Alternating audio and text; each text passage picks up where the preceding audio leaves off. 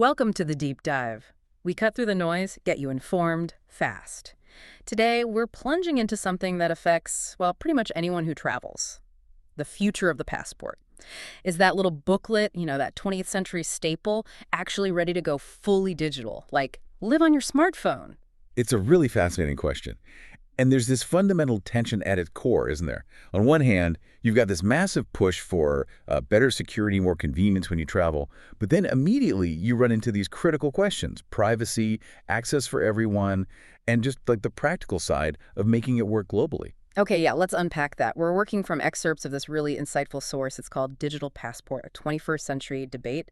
And it does a good job laying out both the vision, the promise, and also the pretty significant hurdles. So the vision first. What's the big idea presented? Well, the source paints this picture of either a fully digital passport or at least one that's heavily based on advanced biometrics.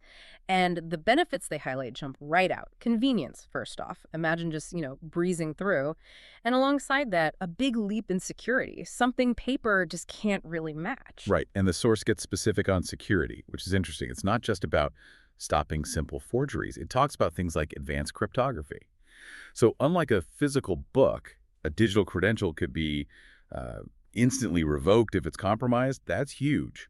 Plus, biometrics like Face ID, it's not just easy. It makes it way harder for someone else to use your passport, verifies you in real time. Yeah. This could genuinely, like the source suggests, revolutionize border control. It puts countries adopting it, potentially the U.S., right at the forefront. Yeah, that seamless travel idea, that's definitely appealing. Who wouldn't want that? Does the source mention the infrastructure needed? I mean, that sounds like a massive global tech upgrade. Or is it more focused on the software side?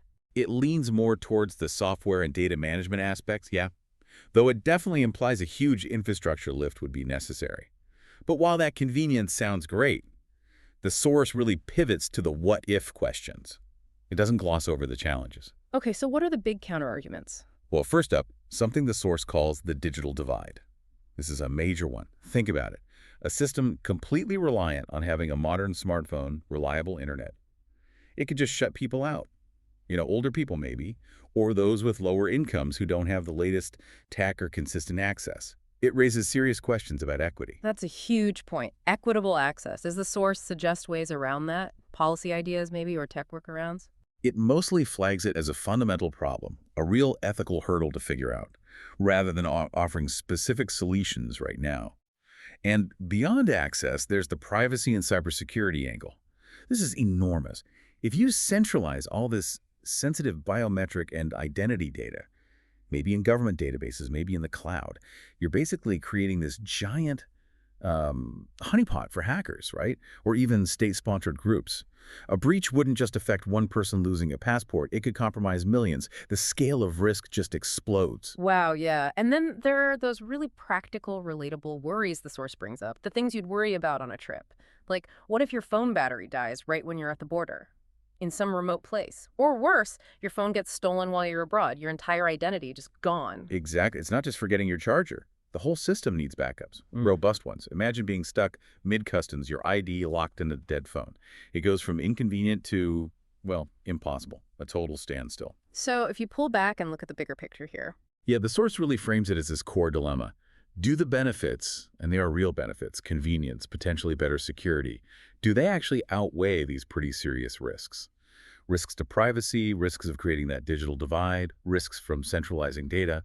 It boils down to this. Are we okay in trusting our fundamental identity, our right to move around the world, entirely to a smartphone, a device we know can be lost, broken, hacked? Right.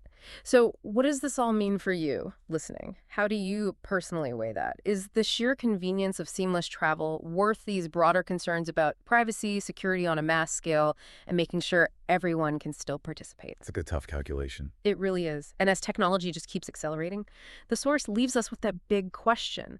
Are we, collectively, truly ready to hand over our core identity to a device like a smartphone? Or does that old paper passport still offer something valuable, maybe a kind of resilience, even if it's less convenient? Something to think about. Thanks for joining us on this deep dive.